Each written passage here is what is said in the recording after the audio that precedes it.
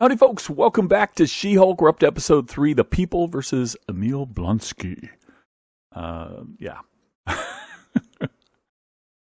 With his all of his soulmates and the like. But it looks like we're continuing for where we left off in the sense that she has to now argue in favor of his parole, which is going to be difficult since they have video evidence of him escaping. And by the way, the timeline on this, a lot of people are saying, I watched a lot of other reactors and they're saying, oh, this must take place during Shang-Chi. No, it can't take place during Shang-Chi.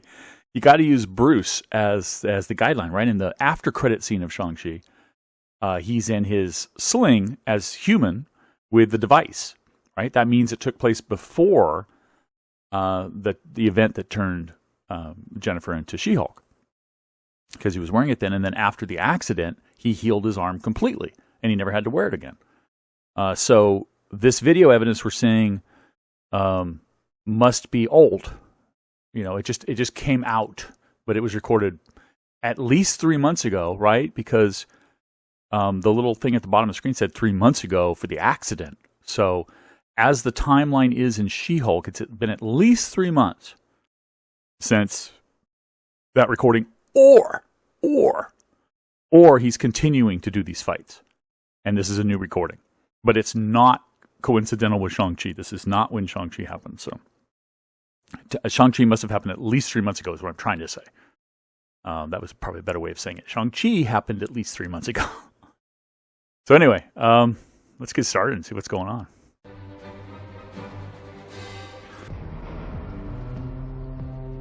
Yeah, that's got to be, it looks like it's in the desert somewhere. Nevada, probably. Most of Nevada, in case you didn't know that, most of Nevada is government-owned property, as is true of a lot of the western states. Oh, she's totally used to the lasers now. Explain to me who forced you to escape this insane Oh boy. security prison week type of shows. There were people. This is another fourth wall break, which is great, and we saw this one in the I Am a Hulk video, I think, maybe. But anyway, I noticed some people complaining about this, saying, is the fourth wall break not in the reality of the show? In other words, is she about to get in an accident because she's not watching? But look, it looks like it's a Tesla. It's driving itself, so I don't think she needs to. It's not.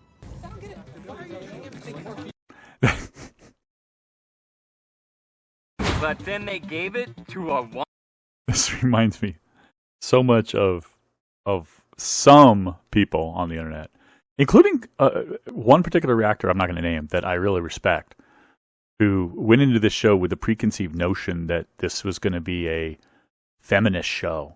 And, I understand where he's coming from, because honestly, I think there's a little too much forced wokeness and forced feminism and forced everything in media these days that comes across as forced.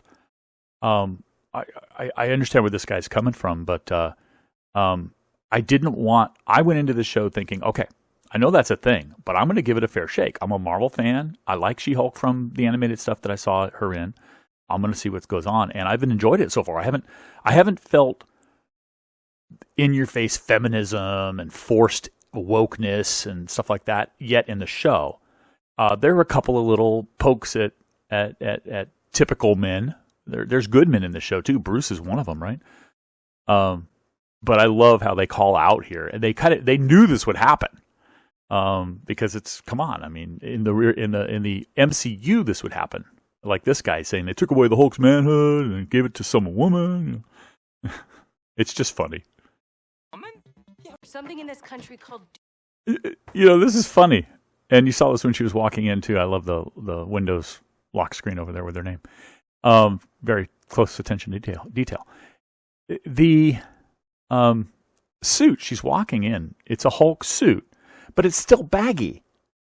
So I guess she just likes baggy suits, because people mentioned in the second episode where she walked into the offices for the first time, she was in a slightly baggy Jen Walters suit.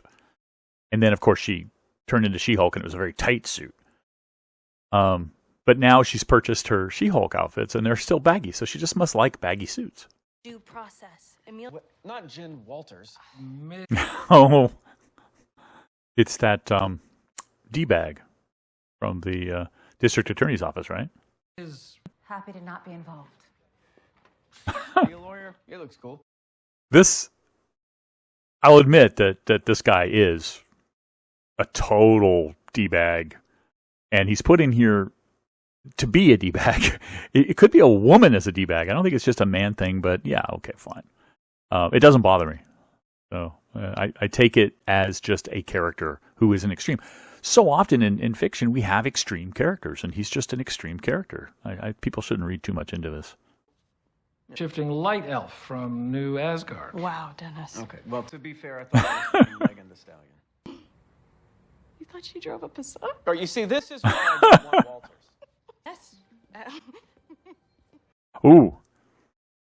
I normally don't care about the CGI, but that walk through the door, if you look down at her legs, it's like the guys at Corridor Crew might point out. Wow, that was unnatural. I know what you're thinking, Miss Walters. And I'm not erasing everyone's memory. No, she's not thinking What that. I was thinking that was highly Sorcery for strategy B. Don't tap your nose.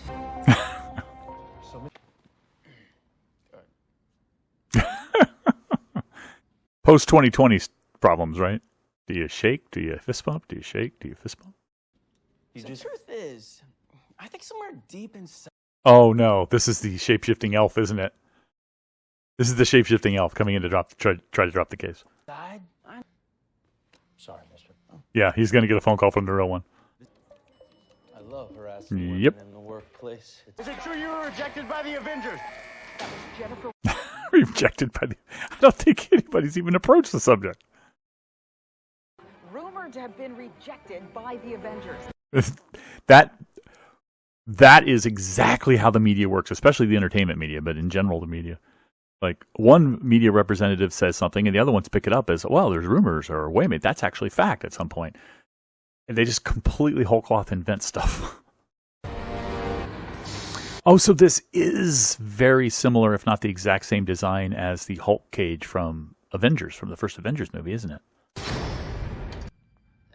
Are those Oh, wow. soulmates? Oh, yeah. Any other questions? Oh, boy. I mean, if he's... In one sense, you know, polygamy is a crime everywhere in the United States right now. So he's actually asking to be released so that he could go commit a crime.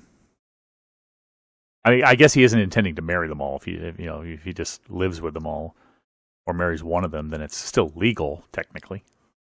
Blonsky's. That's it, Carl. Let it flow. Now the library is more than just a quiet place to shoot someone. Okay, we're done with Carl. Poor Carl. Asgard, and now in New Asgard. Did you know about this?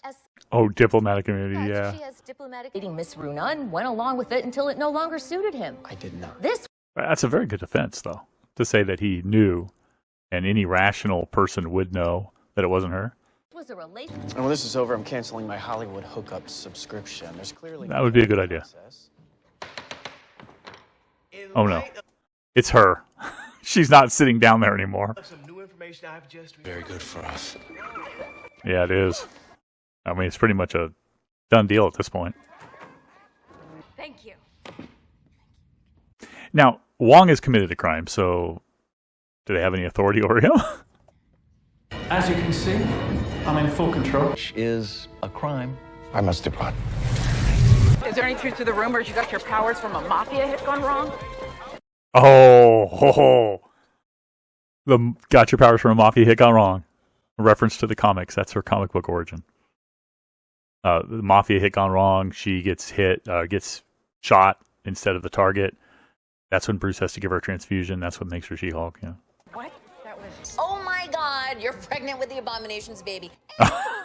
Baby. That's who the father is. That almost pathologically entitled man. He would absolutely. There would be a massive objection to the pathologically entitled man part, since she's not a psychologist.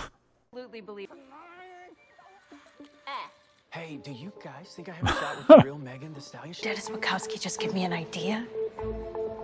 That will stay between us. Oh, to remove Blonsky's powers, but how? Oh, the device. Is she gonna? Well, she can't talk to Bruce anymore. It's going to say she could ask Bruce to try to come up with a device that would keep him in human form, but Of this condition will result in his immediate return to prison. who's going to make the inhibitor, though? I mean, the only person we know who can make that is Bruce. Understood. Thank So is she going to do the interview like her friend asked and Blonsky recommended that?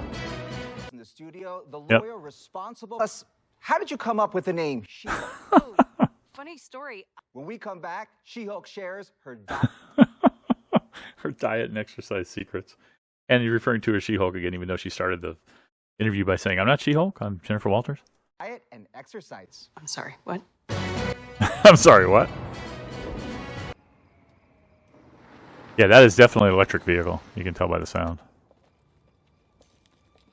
Oh, this is that quote-unquote wrecking crew, right? They talked about that being kind of a gang of guys who are like one of her enemies. Some people who talked about She-Hulk in the comics mentioned that. Did you guys rob an Asgardian construction worker? All right. They did! Okay, those guys are actually dead now? And he's definitely dead. Boss gonna be mad. The boss? Ooh. Who is the boss? Somebody we don't know, I guess. Or haven't met yet. That last scene, I gotta comment on that. I gotta read into the scene of Jen looking in the mirror and her kind of sigh. Is that just an admission to herself that she can't avoid being She-Hulk anymore? That people are going to come after her and it's a part of who she is now? Or is it actually a turning point? Is she actually going to decide, you know what, I need to stay in She-Hulk form all the time now? Because I don't think she wants to do that, but at some point in the comics, they say she does. She basically is She-Hulk all the time. Very rarely does she turn into Jennifer Walters. Or back to her human form, I should say. She's always Jennifer Walters. You know what I mean. Presume there's an after credit. I haven't looked, but they said there's going to be one in every episode, so here we go. Just your signature there. Oh, it's what's-her-face, the Stallion. And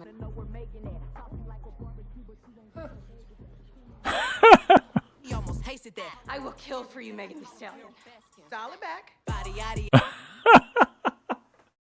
I will kill for you. She could. And of course, there's no post credit, so yeah. No, that's funny. That's funny. When he walks in, her boss walks up and says, "Yeah, okay, you know." But no, they've solved that one. I don't think we'll see Blonsky again, maybe, because they said there's going to be kind of like a client of the week sort of things. Although they've spent 2 weeks on Blonsky, technically. And there's only like 3 more episodes. There's only 6 episodes or 8. I don't remember now, but there aren't that many. So they're on to another thing. Her being a client, she's not superpowered, I don't think. So it's interesting that she signed her up as a client when she's in the superpowered division, superhuman division. I don't think the Stallion is a superpower. Is that a real person, by the way? I don't know. I'm not up on current like hip hop and any artist for that matter, rock, anything. Is she a real person? I may have to look her up. I wonder if it's like a cameo of a real person. But I could see how she could portray a generic version of a lot of sexy female hip hop artists. So I get that. But that's funny. Why I don't know why she signed her up as a client. That's interesting. We'll have to find out. So what's the next episode going to be? There is some sort of a thread now. There's somebody who's after her blood.